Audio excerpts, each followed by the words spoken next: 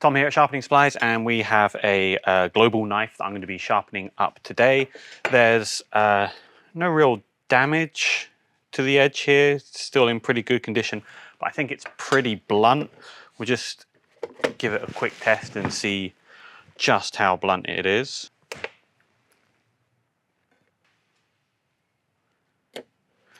Okay, 890 grams, that is a blunt knife.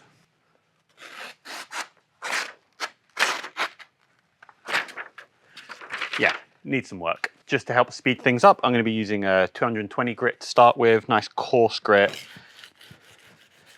Should help things go quickly. So I'm just going to try and raise a burr. So a burr is just metal that's been pushed over from the side that we're sharpening. And so I should then be able to feel it on the side that I haven't yet sharpened. Once I can feel that burr, then I know I'm done with this grit on this side.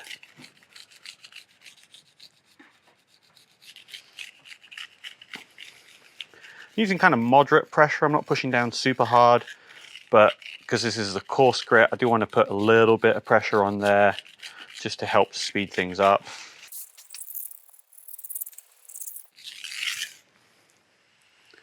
Personally, I think when you're doing this kind of initial grinding, it doesn't really matter if you're doing edge trailing, edge leading, or back and forth.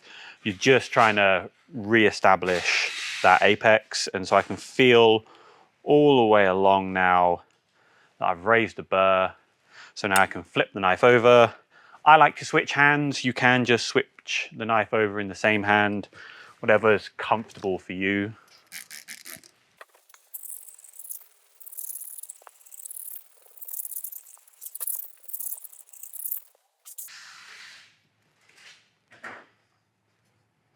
Okay, so I can feel a burr near the heel of the knife here, but can't really feel one further up, so I've got a bit more of the blade to work on.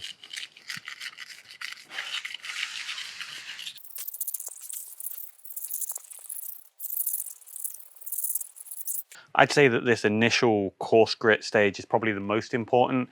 It's when you're recreating that sharp point. You're going from blunt to sharp again. And then after this, when we move on to the finer grits, all we're doing is refining that shape. So it's super important to make sure at this stage that we've created a new apex, that we've raised a burr on both sides.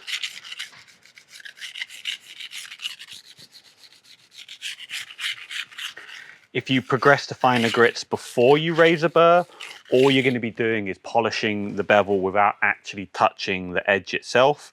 So you'll have a shiny edge, but it won't be sharp. Cool, so I've raised a burr now on both sides. I'm just going to do a few alternating edge trailing strokes just to try and minimize that burr before I move on. So this was a 220 grit. Next one is going to be a 1000 grit.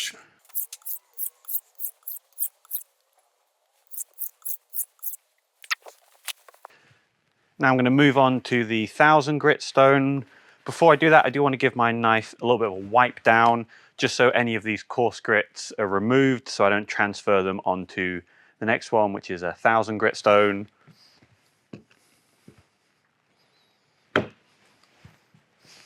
These are just splash and go stones. You only need to wet the surface off them. You don't need to soak them. So you just keep the surface nice and wet.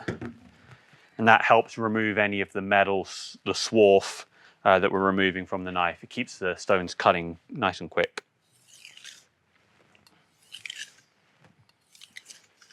So I'm going to use slightly less pressure now that I'm moving on to a slightly finer stone.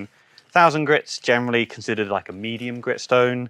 If this knife wasn't quite so blunt, I could have started with a 1000 grit, but because it was so blunt, I wanted to start with a coarser grit just to keep things moving nice and quickly.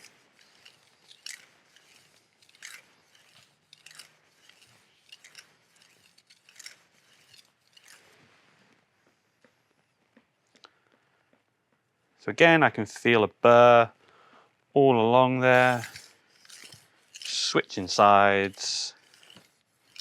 So there's basically two stages to sharpening. The first, we did that with the coarse grit, and that is to re-establish that new apex, so a new point right along the edge. And then this second part, that we're going to be doing with the 1000 grit and then the 3000 grit. And that's basically making sure that the burr is gone.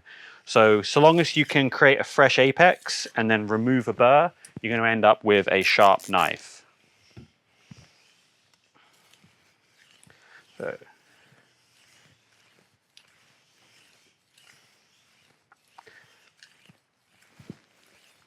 Now I'm moving at a pace that's comfortable for me in a way that I can hold a steady angle. If I move too quickly, then my angle might start to change. Inconsistent angles will slow down your sharpening process, or if you go a little bit too high, you could either dig into the stone or you could just ruin the edge that you've created. So move at whatever speed you need to move in order to hold this angle steady.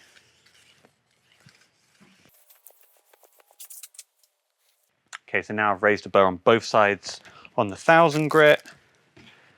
Let's do some back and forth just to try and minimize that 1000 grit burr.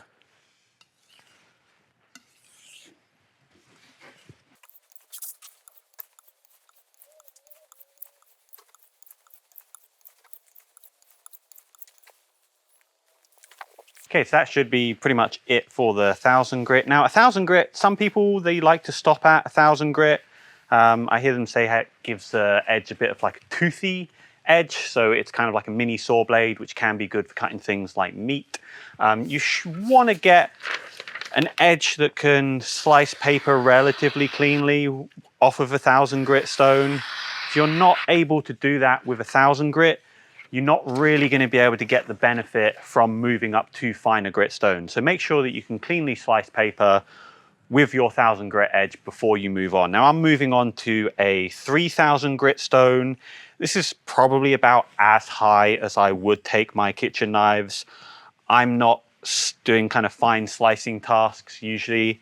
So 3000 grit will be more than enough. After this, there is one more step that I'm going to do that I think is like the secret weapon to getting a really nice edge off of your knife. So hang around for that. But first, the 3000 grit and really nice light pressure. We're just polishing the edge now. We're not really trying to remove much in the way of material. We're going to be removing really small amounts of metal at this point.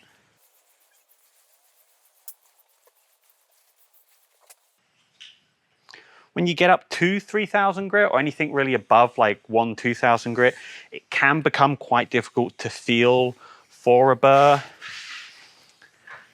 So if you can't feel one, that might just be because it's really small.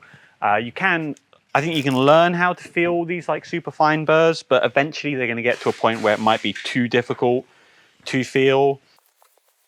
So a nice test to see if you've got any burr remaining that you couldn't feel would be the paper slice test. If the edge catches the paper and tears it, or it doesn't feel quite so smooth as other parts of the edge, then that's usually an indication that you've got some burr, some of that kind of wiry metal that's still hanging on the edge, and you might need to do a little bit more polishing.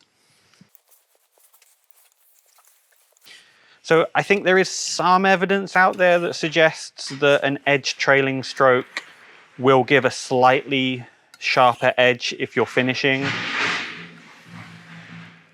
We're in a warehouse if you can hear any of those noises in the background.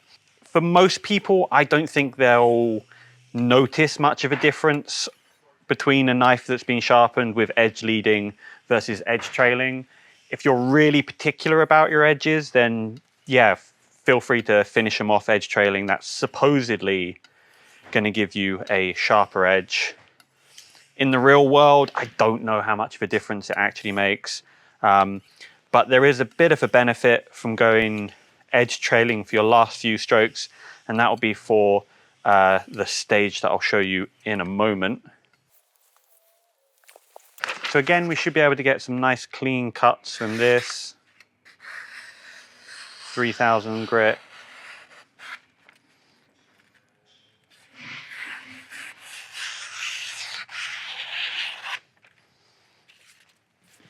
So that's a really nice edge. I could clean this up and start cooking with it right now. But I am gonna do one last step. And like I said, I think this is a step that maybe not too many people know about, but I think it really gives an excellent edge to any knife or tool. So we have the humble strop. So it's just a bit of leather mounted on some wood, and then we've put some stropping compound on this. This is a really fine abrasive. So I think doing some more edge trailing strokes on this will give you a really nice polished edge. You have to do edge trailing strokes on a strop, otherwise you're going to cut into the leather.